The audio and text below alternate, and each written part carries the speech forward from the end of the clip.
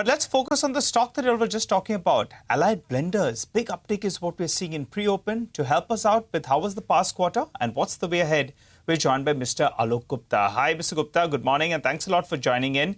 Give us an outlook for this year. Last year, you done pretty well, particularly quarter four. For FY25, your volumes were around 33 million cases. For this year, where do you see that number headed? Also, realizations at around 1,000 rupees per case. Where does this number move? Morning. Last year, we had internally named as the year of transformation and essentially post-listing multiple areas of focus, primarily being premiumization, backward integration, margin expansion, and the governance culture. As we look into FY26, the theme is year of consolidation.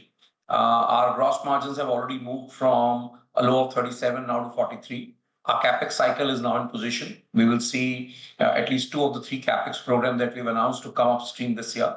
That should have a positive impact on EBITDA. So we should see further margin expansion. As far as volume is concerned, we are reasonably optimistic that we should be able to see a double-digit growth in volume, but a significantly higher increase in the value growth. So that's really the year way forward on FY26. Margin expansion and a double-digit growth both in value and volume terms. Okay, all right. Give us a few more details. I recall, when you all were listing, you were talking about getting 100% captive E&A sourcing. Has that already happened? And if you're talking about margin expansion, what should that number look like? So as far as E&A is concerned, we have a large distillery in Rangapur. That is roughly 1/3 of our captive consumption. We had in September announced acquisition of Meenakshi, a unit in Maharashtra, which is a very, very critical market for us. Part of the capacity is already up and running at 100%, and we are on stream to get the balance capacity installed, which is a project phase. So we will be by FY27 end, 66% captive, and we'll also announce the third investment that we need to make that will get us to 100% captive. So the intent of being 100% captive is very much on track. As far as margin expansion is concerned, the 3 projects that we've currently announced, which is E&A plant in the state of Maharashtra, our malt plant in the state of Telangana, and our PET plant in the state of Telangana again, we believe that our margin expansion should be anything between 200 basis point to 300 basis point once this project up and running, which we estimate should be by FY27. All the projects will be EBITDA accretive. Alok, hi, good morning. Prashant here. That entire thing with regards to that SIT probe and freezing of bank accounts, etc. Could you give us some idea in terms of what's? I think you denied it that there's nothing of that sort. I mean, could you tell us what's going on? Is there anything new at all? Can reconfirm what we had stated earlier. Our bank accounts were not frozen. This was a news that had no credits, and the situation continues to be the same. All our bank accounts are up and operating normally. Have you been have authorities asked for any information, not freezing per se, but is there any ongoing kind of not formal investigation, but any kind of investigation at all?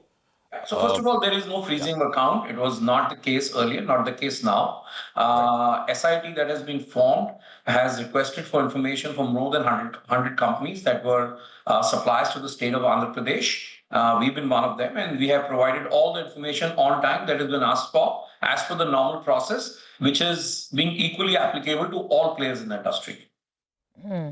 Okay.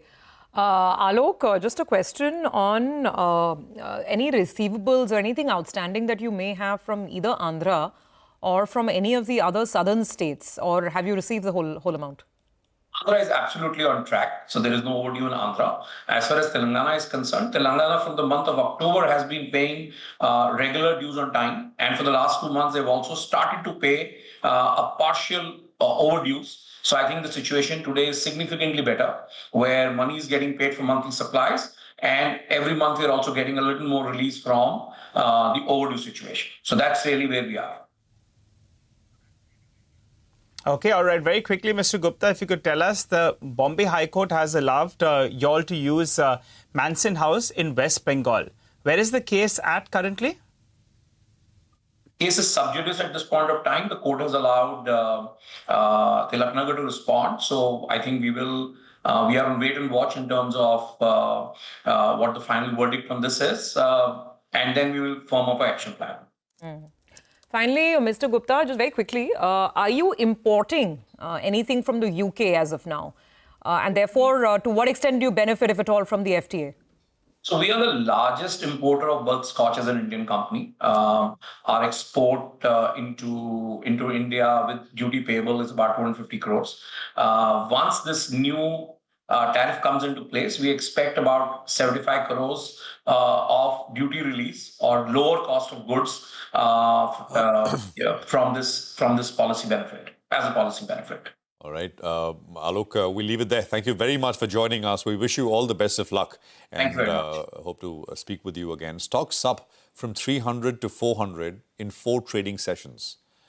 So it's seen a 35% kind of a pop, over the last 4 sessions flat. I mean, this week, basically. So it's a significant big rise.